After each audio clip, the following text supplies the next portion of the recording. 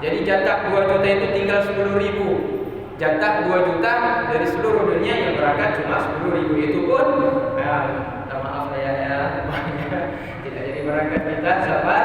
Semoga tahun depan Allah mudahkan langkah kita yang tahun ini sudah manasik, yang sudah dapat jatah tahun ini semestinya berangkat.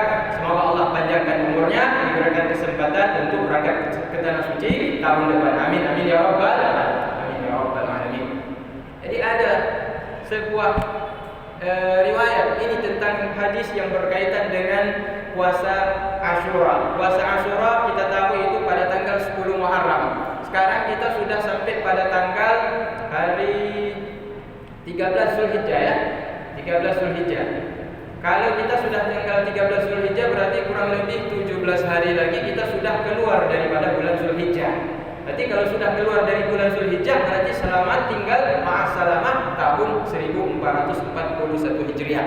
Welcome, selamat datang, marhaban, yaitu tahun 1442 Hijriah. Berarti awal tahun dari tahun Hijriah adalah bulan Muharram. Dan dalam bulan Muharram itu ada satu hari yang paling utama yang disebut dengan hari Asyura. Hari Asyura itu tepat pada tanggal 10 Muharram. Jadi tanggal 9 malam waktu sahur itu malam tanggal 10 berarti kita sudah siap berniat. Aku niat puasa Asyura sunnah karena Allah Ta'ala. Apa keutamaannya? Keutamaannya kata Rasulullah di antaranya barang siapa yang berpuasa pada hari Asyura maka Allah akan menghapuskan dosanya 1 tahun lamanya. Jadi kemarin kita sudah puasa yaitu Arafah tanggal 9 Arafah berarti dosa 2 tahun dihapus. Tahun lalu tahun depan tambah lagi dengan puasa Asyura tanggal 10 Muharram tambah 1 tahun berarti dosa 3 tahun dihapus oleh Allah Subhanahu wa taala. Jadi Allah memberi jalan kepada kita supaya kita ini tidak banyak beban ketika kita menghadap kepada Allah Ta'ala. Beban apa? Kalau yang kita bawa itu amal kebaikan, oke, tidak ada masalah. Tapi kalau yang kita bawa ternyata ternyata lebih banyak amal jahatnya, lebih banyak amal maksiatnya, solatnya tidak dikabul, tidak diterima oleh Allah Ta'ala. Sedangkan orang solat saja belum tentu diterima oleh Allah Ta'ala, karena mungkin tidak belajar, karena mungkin tidak ada khusyuk, sehingga tidak sah solatnya. Apalagi yang tidak solat. Maka untuk bisa menghapus dosa yang banyak tersebut, yaitu manfaatkanlah yaitu hari-hari yang dimuliakan oleh Allah Subhanahu wa Ta'ala.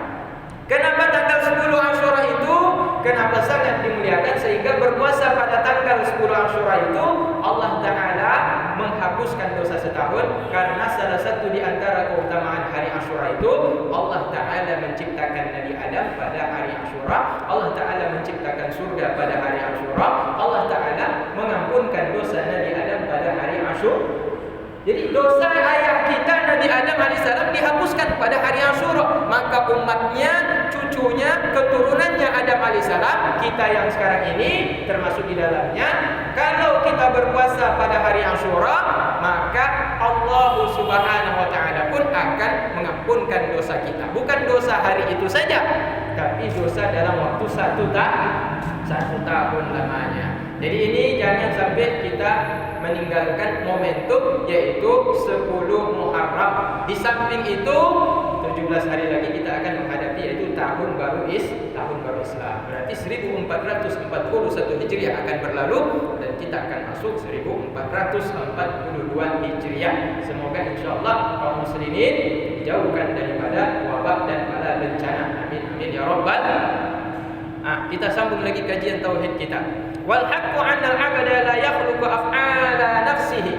Dan bermula pendapat yang hak, yang benar, tidak ada sedikit pun keraguan bahwa sesungguhnya hamba itu tidak bisa menciptakan perbuatan dirinya sendiri. Jadi hamba tidak bisa menciptakan perbuatan dirinya sendiri. Kalau kita ingin berbuat, tergantung kehendak Allah Ta'ala. Kalau Allah jadikan, jadi. Kalau Allah tidak jadikan, tidak jadi.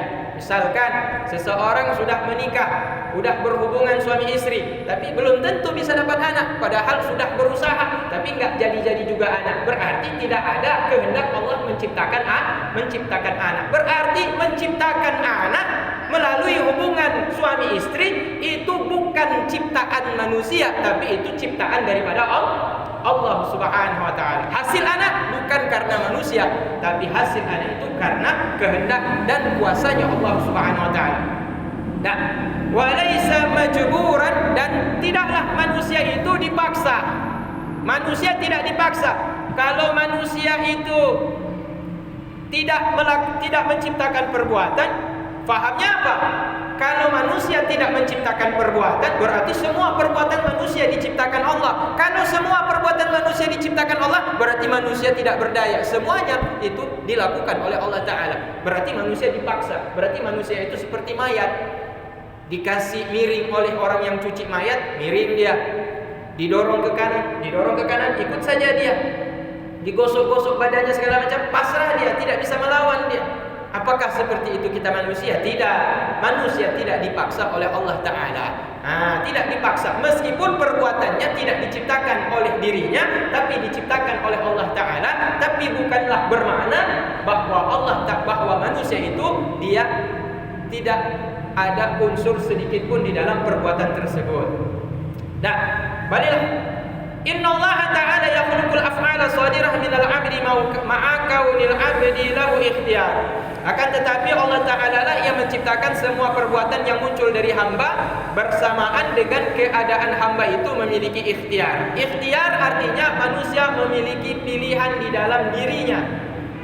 Nah, manusia memiliki pilihan di dalam dirinya.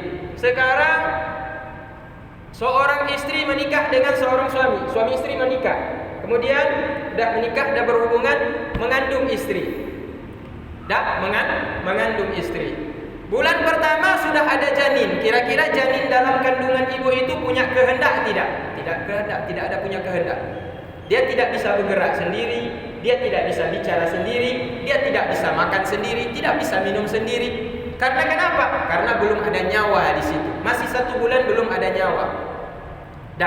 Masih 1 bulan belum ada nyawa. Ketika manusia itu sudah dimasukkan di dalamnya ruh, barulah ada nyawa. Kalau nyawa sudah dimasukkan ke dalam jasad tersebut, barulah manusia itu sudah bisa merasa. Makanya kalau ada anak bayi itu lahir kemudian meninggal dunia, andai kata dia lahir dalam keadaan meninggal dunia masih baru keluar dari kandungan meninggal, apakah sunnah diberikan nama? Sunnah diberikan nama kalau dia sudah bernyawa.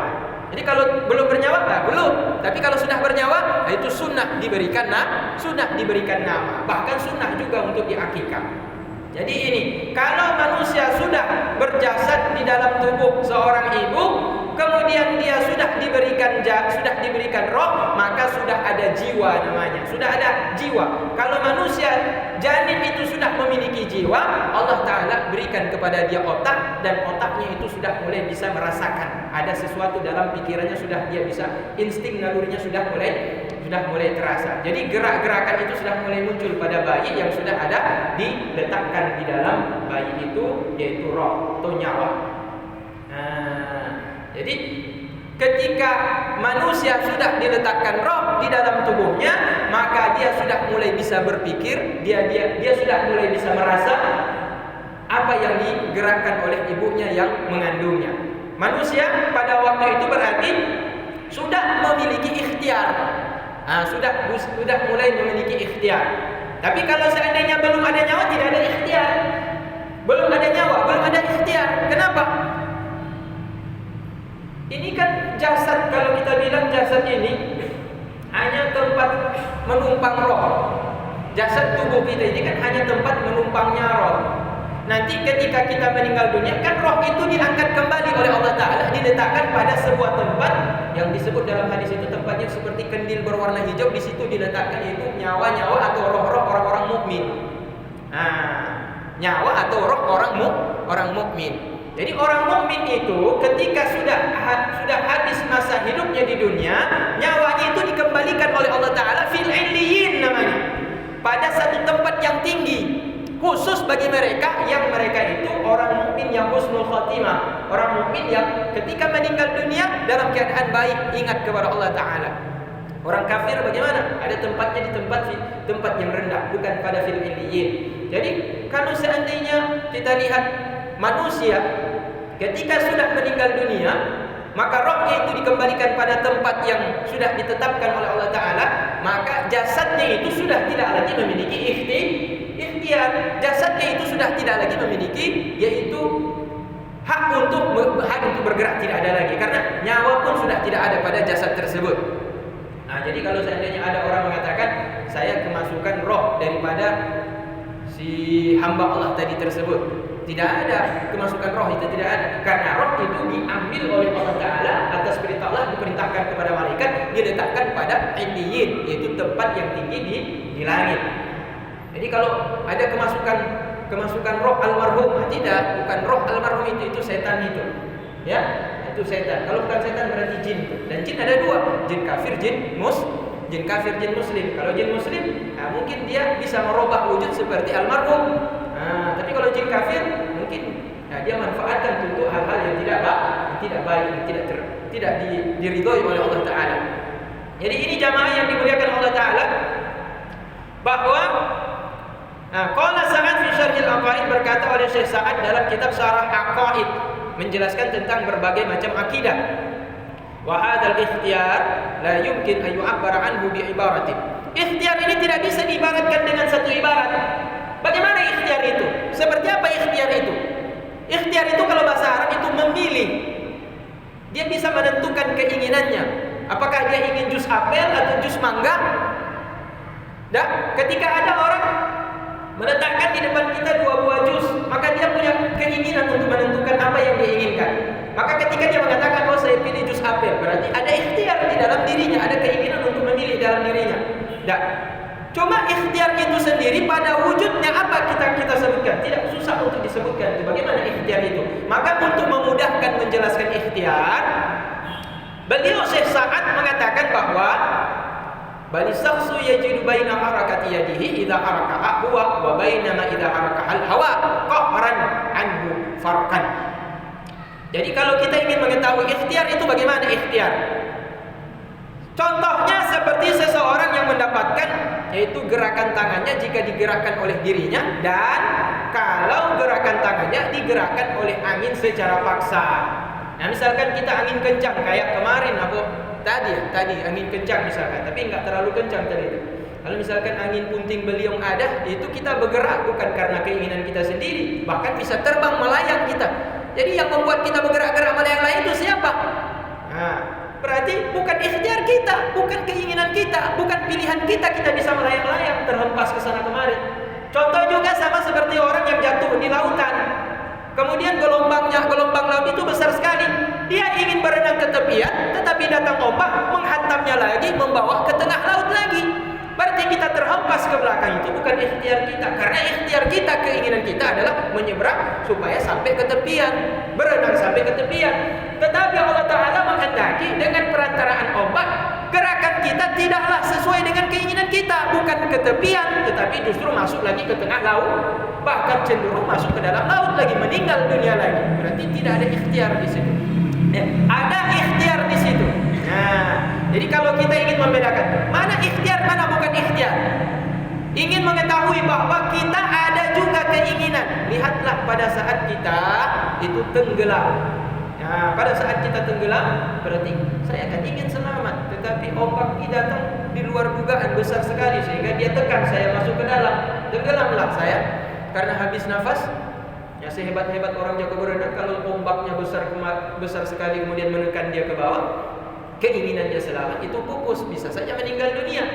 Jadi keinginan dia menyelamatkan dirinya tidaklah terwujudkan, artinya bahwa tidak selamanya ikhtiarnya itu bisa diwujudkan kalau Allah Ta'ala tidak menghendaki. Cuma dia punya ikhtiar, cuma dia punya keinginan untuk menyelamatkan diri.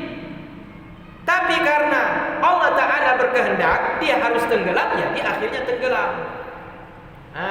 Sama seperti Nabiullah Yunus alaihissalam. Kalaulah Nabi Yunus alaihissalam itu ketika dilemparkan oleh bajak laut ke tengah lautan, dia tidak mengucapkan kalimat la ilaha illa anta subhanaka inni kuntu minaz zalimin, sungguh matilah dia di dalam perut yaitu ikan paus. Tapi karena dia mengucapkan kalimat la ilaha illa anta subhanaka inni kuntu minaz zalimin, maka ikan paus itu pun tidak berani mengunyah, yaitu Nabiullah Yunus alaihissalam. Dan Nabi Yunus alaihissalam itu keluar daripada mulut hewan ikan terbesar itu, ikan paus, itu tepat pada tanggal yaitu 10 Muharram, yaitu hari Asyura. Jadi hari Asyura itu mulia sekali. Sehingga ketika Nabi SAW masuk kota Madinah, hijrah Nabi dari kota Mekah kota Madinah. Begitu sampai kota Madinah, Nabi melihat di dalam kota Madinah itu orang Yahudi sedang puasa. Nah, orang Yahudi puasa. Memang pikir orang Islam saja puasa, orang Yahudi juga puasa.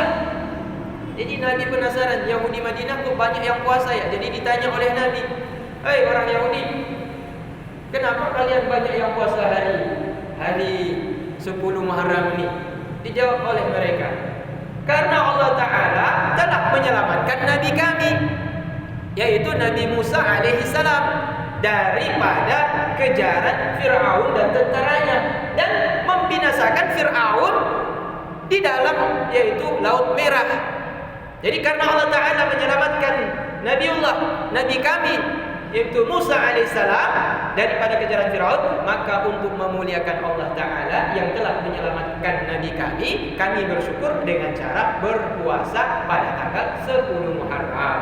Kalau begitu kata Nabi, nahnu aula bikum, kami lebih layak untuk bersyukur kepada Allah dibandingkan kalian orang Yahudi. Maka Nabi kemudian mengajak kaum muslimin untuk berpuasa pada tanggal 10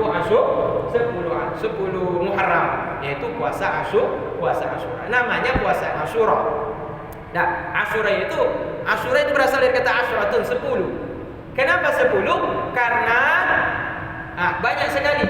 Ada 10 keutamaan yang Allah berikan kepada umat Islam. Yaitu pertama, keutamaan dikasih kepada umat Islam bulan Rajab. Keutamaan dikasih sama umat Islam bulan Sya'ban. Keutamaan dikasih sama umat Islam bulan Ramadan. keutamaan dikasih sama umat Islam Idul Fitri, keutamaan dikasih sama umat Islam Idul Adha, keutamaan dikasih sama umat Islam Hari Raya Haji, keutamaan dikasih sama umat Islam kelahiran Nabi Muhammad, keutamaan dikasih sama umat Islam apalagi ada 3 sisanya. Jadi ada 10 keutamaan, sebab itulah disebut pada hari 10 Asyura itu yaitu hari yang 10. 10 apa? 10 keutamaan. Jadi ini mak dan ayah yang dimuliakan Allah Subhanahu wa taala. Salah satu di antara keutamaan yang terdapat di dalam yaitu bulan Muharram, yaitu puasa pada hari Asyura, karena banyak sekali momentum-momentum yang terjadi pada hari Asyura. Jadi Nabi Yunus bagaimana ketika beliau dimakan sama ikan paus? Kalaulah dia itu tidak membaca kalimat tauhid la ilaha illa anta subhanaka inni kuntu minaz zalimin, sungguh dia akan dimakan oleh ikan paus tersebut. Tapi ikan paus tidak berani. Kenapa tidak berani? Karena dia menyebut kalimat la ilaha illa anta subhanaka inni kuntu minaz zalimin. Jadi itu kalimat la ilaha illallah itu kan luar biasa. Cuma kadang-kadang kalau kita baca tidak dengan rasa, tidak dengan perasaan, tidak dengan keyakinan, tidak dengan keimanan, maka itu sama seperti kita menyanyi-menyanyi saja, berarti tidak ada manfaat. Cuma pahala tetap dapat, manfaatnya tidak akan terasa. Bagaimana akan terasa? Kalau yakin mengucapkan kalimat tersebut. Jadi kalau tidak yakin ya tidak akan terjadi apa yang dikehendaki. Maka kata Nabi, melalui lisan Nabi, Rasul mengatakan la ilaha illallah hisani, man qalaha dakhala hisani, la ilaha illallah hisani, man qalaha dakhala hisani, wa man dakhala hisani dakhala amina min adabi. Kata Nabi, la ilaha illallah adalah bentengku. Kalau orang itu masuk ke dalam bentengku, sungguh dia akan selamat daripada azabku, kata Allah Ta'ala. Jadi kalau sudah berzikir la ilaha illallah, maka dia tidak akan merasa takut, tidak akan merasa gentar. Jadi jumpa hantu nggak ada takut, sama tukang sihir nggak ada takut, sama orang jahat tidak akan takut, sama binatang buas juga tidak akan takut. Bahkan kalau tenggelam di lautan pun baca saja itu. Kalau Allah Ta'ala menghendaki meninggal dalam husnul khatimah. Mungkin saja kalau Allah kehendaki bisa juga selamat. Misalkan pergi ke hutan membuka ladang jengkol misalkan kan, tengah gunung sana, kemudian jumpa sama harimau, bacalah kalimat la ilaha illa anta subhanaka inni kuntu minaz zalimin. Nah, insyaallah Allah akan selamatkan kita.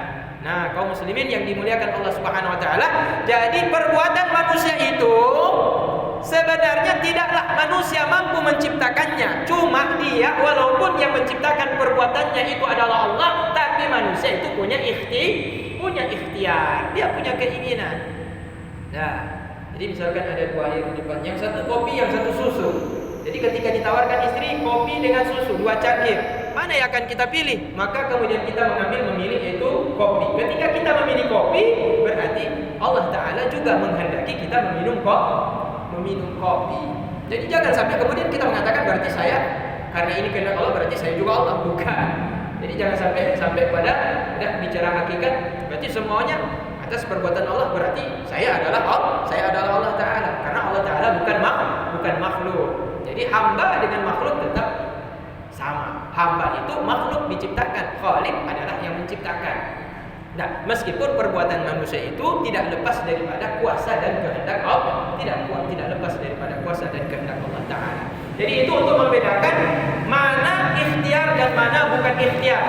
Ikhtiar ketika kita ingin melakukan sesuatu terwujud, berarti Allah menghendaki perbuatan kita, pilihan kita itu terjadi hasil.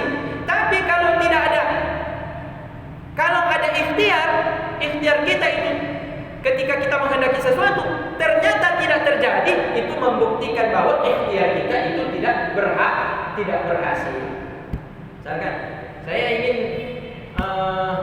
tahun depan punya rumah, ternyata sesudah berusaha kerja selama 1 tahun, targetnya tahun depan dapat rumah, ternyata tidak juga berhasil mendapatkan rumah. Berarti ikhtiar sudah ada, tapi wujudnya tidak hasil, yaitu keinginan kita itu tidak tercapai.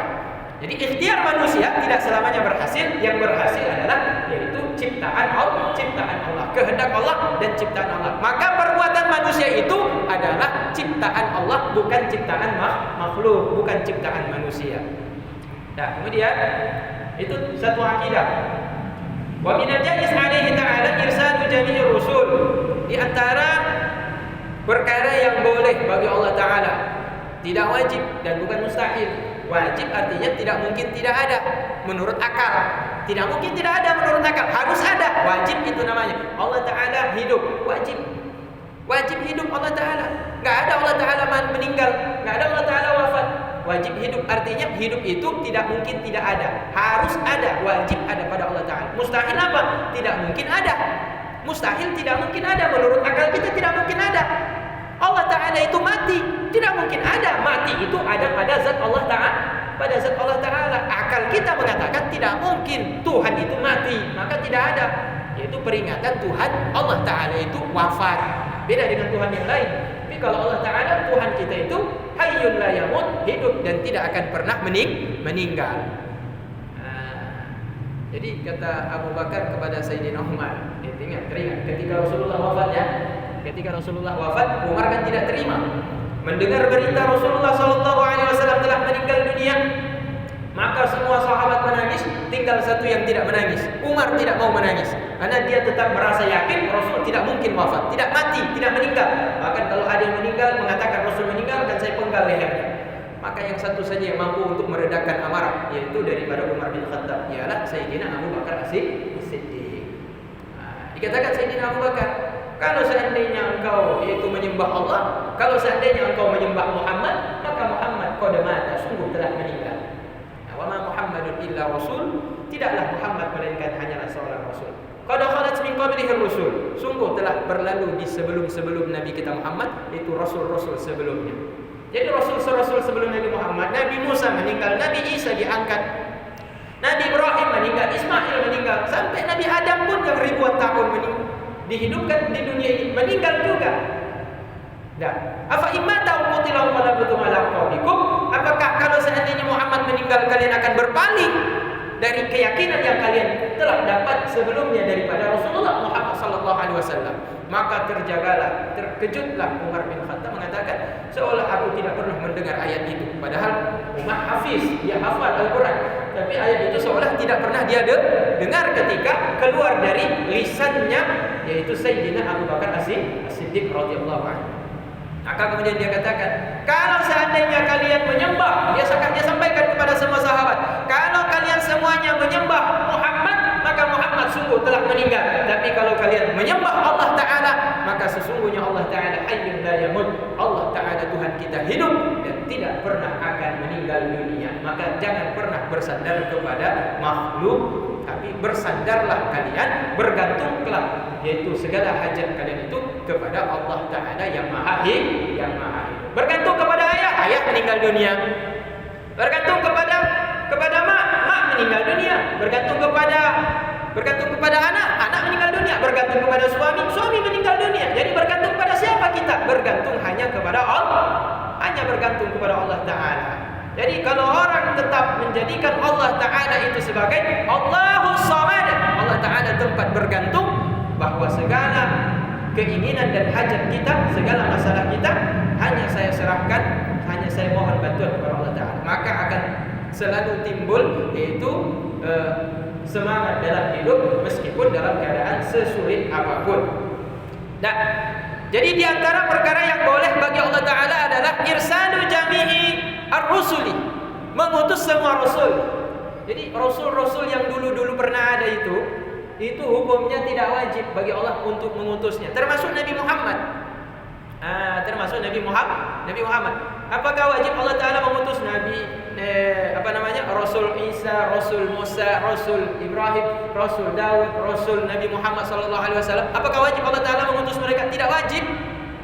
Boleh Allah Ta'ala utus, boleh tidak diutus. Hak Allah. Kalau Allah mengutus, diutus. Kalau tidak, ya tidak. Cuma kan dalam hadis dikatakan laulaka ma khalaqtul alam. Kalau enggak karena engkau Muhammad, kalau bukan karena engkau Muhammad, tidaklah aku ciptakan alam.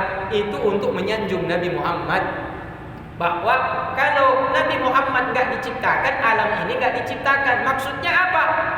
Kalau alam diciptakan, Nabi Muhammad enggak diciptakan, enggak ada untungnya, gitu. nggak ada manfaatnya. Keutamaan alam ini ada dengan sebab adanya Nabi kita Muhammad Sallallahu Alaihi Wasallam. Itu untuk menyanjung Nabi Muhammad, untuk mengangkat derajat Nabi kita Muhammad Sallallahu Alaihi Wasallam. Saking tingginya keutamaan Nabi Muhammad sampai itu dalam hadis itu disebutkan laulaka ma khalaqtul alam. Kalau bukan karena engkau ya Muhammad, kalau bukan karena engkaulah ya Muhammad, kata Allah Ta'ala, aku sungguh tidak akan menciptakan alam ini.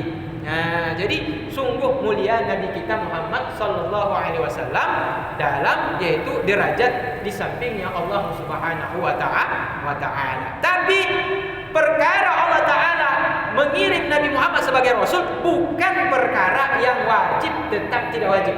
Itu perkara yang jaiz, boleh menurut akal yang sehat, akal orang beriman. Boleh Allah Ta'ala menjadikan Muhammad, boleh juga tidak menciptakan Muhammad Sallallahu Alaihi Wasallam. Meskipun sudah wujud Muhammad Nabi kita, itu pun sudah diciptakan. Jadi bukan saja Nabi Muhammad, semua Rasul itu bukan perkara yang wajib untuk diutus oleh Allah Ta'ala. Tapi perkara yang boleh. Nabi begitu juga, Rasul begitu juga. Lantas apa perbedaan antara Nabi dan Rasul? Kalau Nabi, dia adalah seorang hamba Allah Ta'ala yang diberikan mukjizat. Tapi tidak diperintahkan menyampaikan risalah. Tidak wajib mereka untuk menyampaikan risalah. Itu Nabi. Nabi adalah hamba Allah Ta'ala yang soleh, yang diangkat derajatnya, yang diberikan bukti dia sebagai Nabi dengan adanya mukjizat. Tapi tidak diperintahkan mereka untuk menyampaikan risalah. Ya, Nabi Idris diam saja, dia tidak punya umat gitu. Nabi Khidir diam saja, dia tidak punya umat. Giliran Rasul, mereka adalah hamba Allah Ta'ala yang soleh. Untuk membuktikan kesolehan mereka, bahwa mereka betul Rasul Allah Ta'ala, maka diberikanlah mukjizat kepada mereka. Tapi sekaligus mereka diperintahkan untuk menyampaikan risalah, yaitu syariat yang telah ditetapkan oleh Allah kepada umatnya masing-masing. Jadi Nabi Musa diperintahkan untuk sampaikan, yaitu hukum Allah Ta'ala yang ada di dalam kitab Taurat. Nabi Daud diperintahkan oleh Allah Ta'ala untuk menyampaikan kepada umatnya hukum Allah Ta'ala yang berada dalam kitab Zabur. Nabi Isa alaihissalam diangkat jadi Nabi sekaligus Rasul, diperintahkan oleh Allah Ta'ala untuk menyampaikan risalah, yaitu hukum Allah Ta'ala yang ada di dalam kitab Injil. Dan akhirnya sampai kepada khatamun Nabi, yaitu penutup daripada seluruh Nabi, Nabi kita Muhammad Sallallahu Alaihi Wasallam pun diperintahkan oleh Allah Ta'ala untuk menyampaikan risalah ajaran syariat Islam yang sudah dijelaskan oleh Allah Ta'ala di dalam kitab suci Al-Quranul Karim. Jadi Nabi dan Rasul bedanya apa? Kalau Nabi itu sama seperti Rasul, sama-sama hamba Allah Ta'ala yang soleh, yang diberikan mukjizat kepada mereka sebagai bukti mereka adalah Nabi, tapi tidak diperintahkan untuk menyampaikan risalah. Sementara Rasul, mereka sekaligus di samping mereka hamba Allah Ta'ala soleh, yang mereka ada dibuktikan dengan adanya mukjizat, mereka pun dibebankan dengan tugas tanggung jawab yang lebih lagi, yaitu harus menyampaikan risalah kepada umatnya masing-masing. Jadi kaum muslimin yang dimuliakan Allah Subhanahu Wa Ta'ala, jadi dalam akidah umat Islam, Allah Ta'ala mengutus para nabi dan rasul itu bukan perkara yang wajib, tapi itu adalah perkara yang boleh bagi Allah Ta'ala. Bukan sunnah ya. Hanya mengatakan sunnah Allah Ta'ala mengutus nabi dan rasul. Sunnah apaan? Sunnah itu syariat. Kalau kita bicara hukum, sunnah dikerjakan berpahala, tidak dikerjakan tidak berdosa. Bukan sunnah namanya, tapi jaiz, boleh. Kalau sunnah berarti Allah Ta'ala mengirim Nabi dapat pahala Allah Ta'ala. Nggak dikerjakan mengutus Nabi berarti Allah Ta'ala nggak dapat pahala. Allah Ta'ala itu kan ciptakan pahala. Ngapain dia cari pahala? Ngapain Allah Ta'ala cari pahala? Allah nggak butuh pahala. Karena pahala Allah yang ciptakan. Jadi bukan sunnah. Apa namanya? Namanya adalah jaiz, boleh.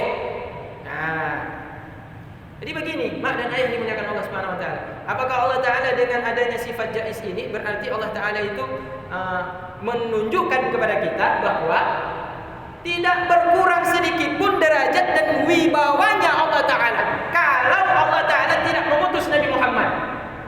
Tidak berkurang sedikit pun keagungan Allah Ta'ala kalau Allah Ta'ala tidak mengutus para nabi dan rasul. Itu menunjukkan independennya Allah Ta'ala. Itu menunjukkan Allah Ta'ala itu istiqlal. Allah Ta'ala itu tidak butuh dan tidak bergantung kepada nabi dan rasul. Bahkan kepada Nabi Muhammad pun Allah Ta'ala tidak butuh kepada Nabi Muhammad. Cuma diciptakan Nabi Muhammad oleh Allah Subhanahu wa Ta'ala untuk memuliakan alam semesta. Ingat, bukan cuma manusia, bukan cuma umat Islam, tapi untuk seluruh alam.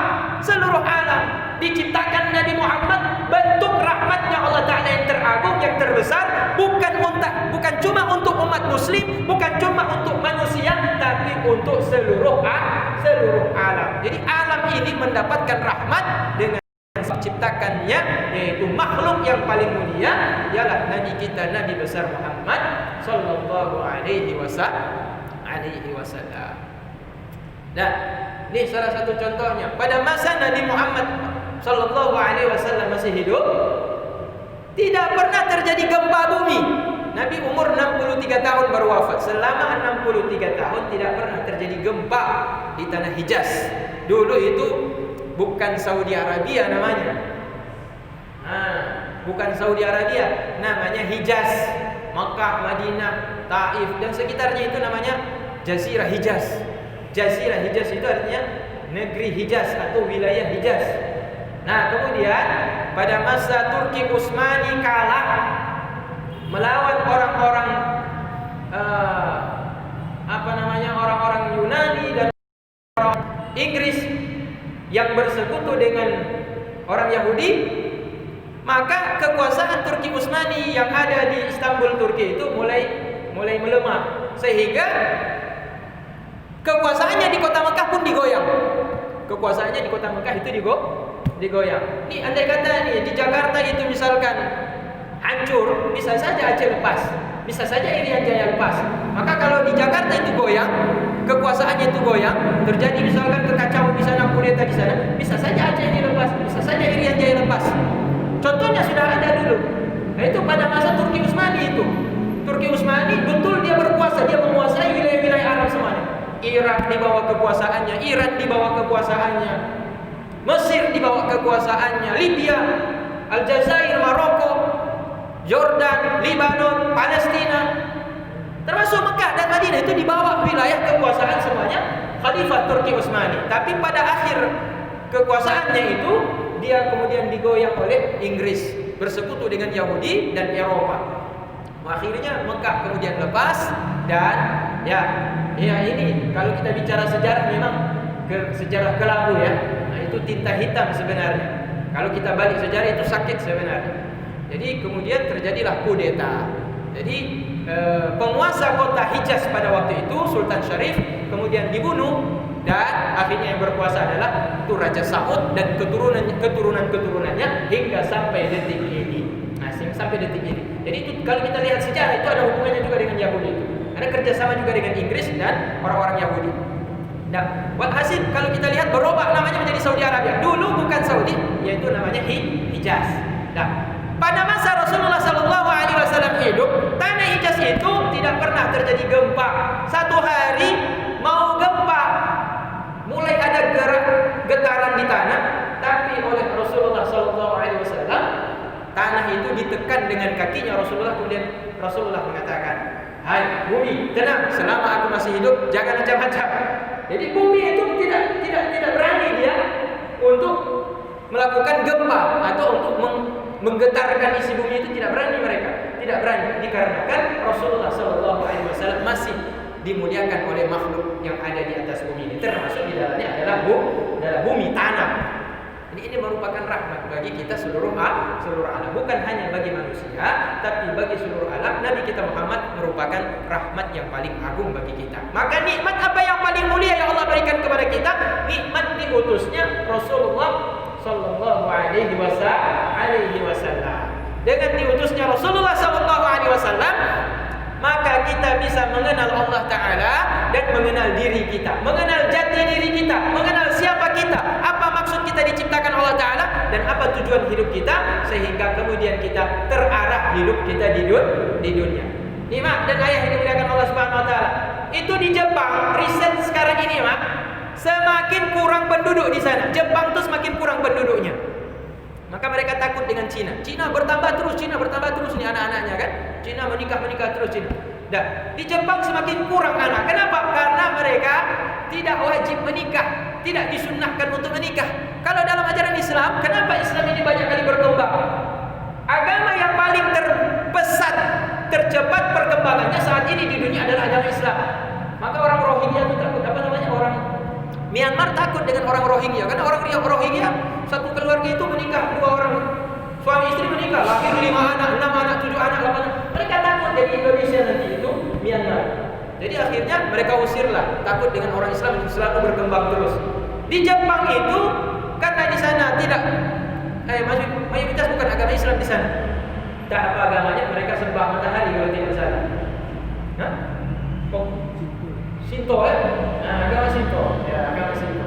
Bagaimana cara sembadanya Allah? Dulu kakek nenek kita disuruh untuk hormat matahari ya. Mungkin itu Tuhan mereka. Jadi di sana itu tidak dianjurkan untuk menikah, tidak disunahkan, tidak ada hukum sunnah, tidak ada hukum wajib untuk menikah di sana. Akhirnya mereka mencari kenikmatan dengan lawan jenis dengan apa? Dengan melacur, dengan berzina. Jadi kalau ada uang udah dapat perempuan dan udah berzina terus, udah lepas hasrat binatangnya itu udah lepas, sudah selesai dah. Jadi mereka tidak butuh anak mereka, bahkan mereka menganggap anak itu menjadi beban. Sehingga populasi masyarakat Jepang itu sampai sekarang ini turun drastis sekarang ini. Nah, tapi dalam Islam bagaimana? Rasul mengajarkan kepada kita apa? An-nikahu sunnati wa man raghiba an sunnati falaysa minni. Nikah adalah sunnahku. Siapa yang benci menikah, maka bukan umatku, kata Nabi. Siapa yang tidak mau jadi umat Nabi? Kalau kita orang muslim ingin jadi umat Nabi, maka kita suka menikah. Maka menikah kemudian melahirkan anak dan keturunan. Ketika menikah melahirkan anak dan keturunan, maka berkembang biaklah manusia ini. Dan alhamdulillah mereka orang muslim sehingga Islam pun ikut berkembang. Jadi itu merupakan salah satu, yaitu rahmat diutusnya Nabi kita tercinta Muhammad SAW yang mengajarkan untuk menyalurkan fungsi seksual tersebut ada jalannya dalam Islam, yaitu dengan cara menikah, bukan dengan berzina. Bukan dengan berzina. Jadi kalau di Jepang enggak mesti menikah mereka. Ada uang 100.000, 200.000 pergi ke tempat pelacuran, dah selesai. Perempuannya begitu, laki-lakinya begitu. Jadi akhirnya mereka tidak punya keluarga, tidak punya anak yang meneruskan keturunan mereka. Jadi ada ini cerita itu dari orang Jepang yang masuk Islam. Mereka mendapatkan, ada sebagian masuk Islam, dapat hidayah. Kemudian mereka mendapatkan, baru saya merasakan ada petunjuk di dalam hidup sesudah masuk memeluk agama Islam.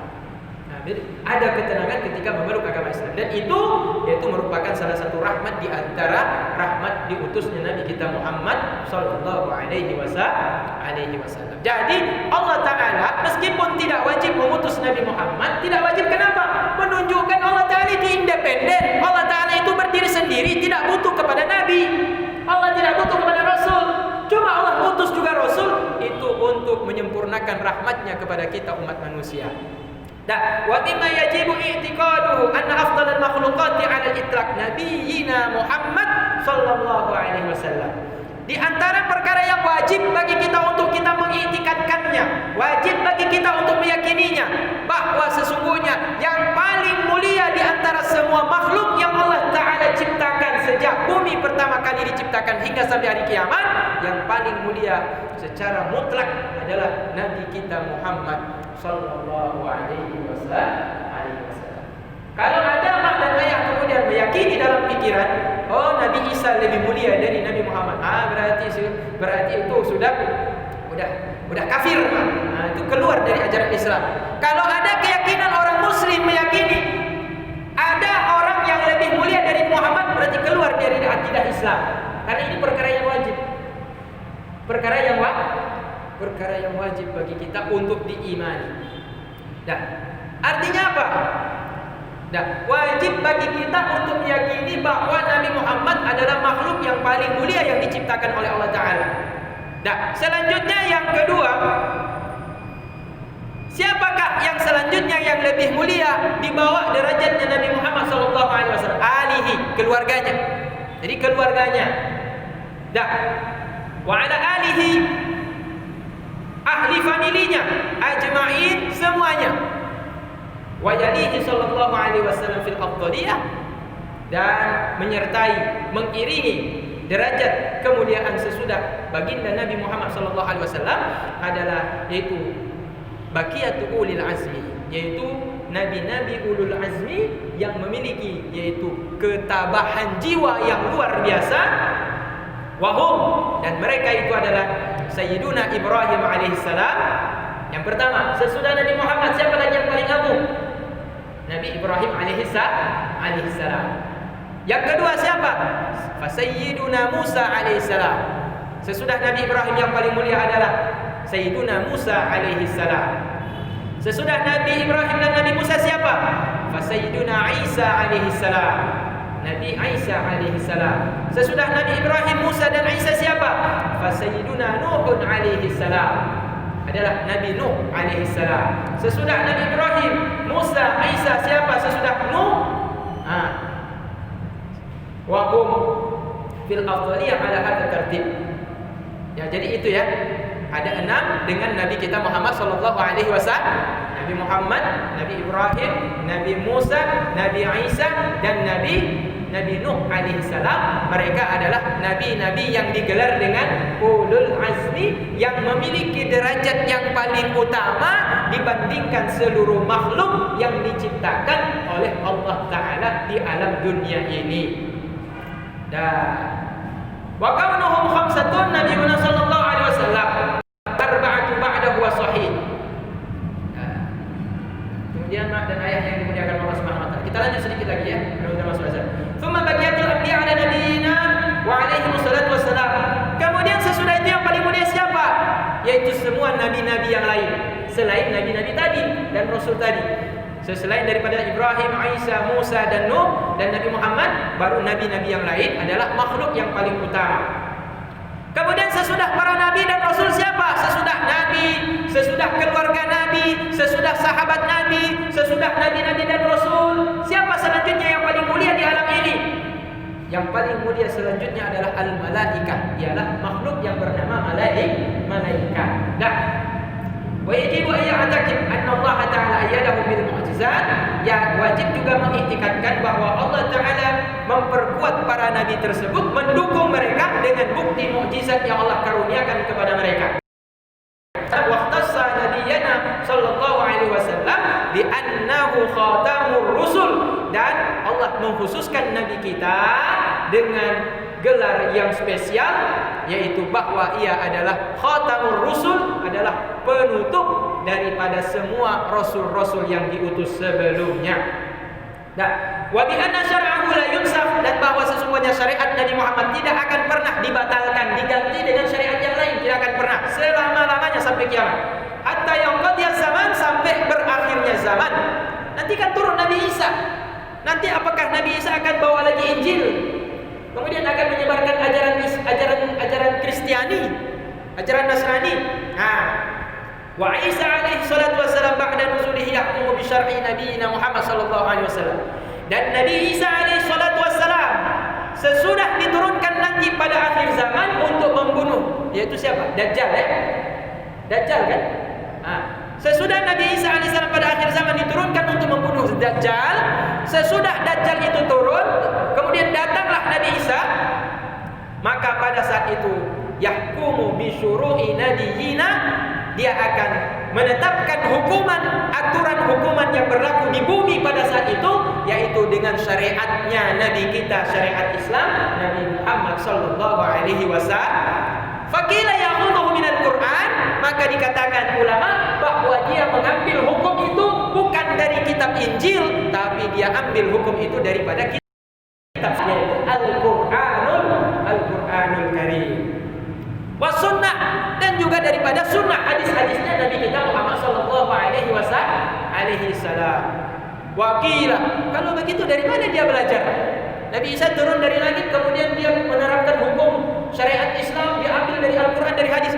Kepada siapa Nabi Isa belajar? Apakah masih ada ulama di situ dia belajar, dia mondok di pesantren dulu? Ternyata dia mondok juga. Nabi Isa pergi mondok juga. Cuma mondoknya kemana? Yadhabu ilal qabri syarif, dia berangkat menuntut daripada yaitu Nabi Muhammad sallallahu alaihi wasallam. Di mana? Di kuburnya yang mulia Nabi Muhammad sallallahu alaihi wasallam. Berarti Nabi Isa ke mana? Ke Madinah Al-Munawwarah. Berarti masuk dia ke dalam Masjid Nabawi.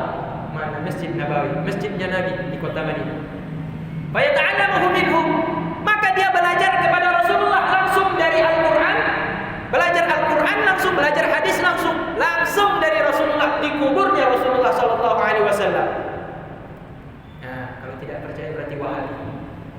Ya. Yohanan patehnya berarti Anda masuk dalam kelompok Wahabi. Kalau Anda percaya ini, berarti Anda bukan Wahabi. Berarti Anda masuk yaitu Ahlu Sunnah wal Jamaah.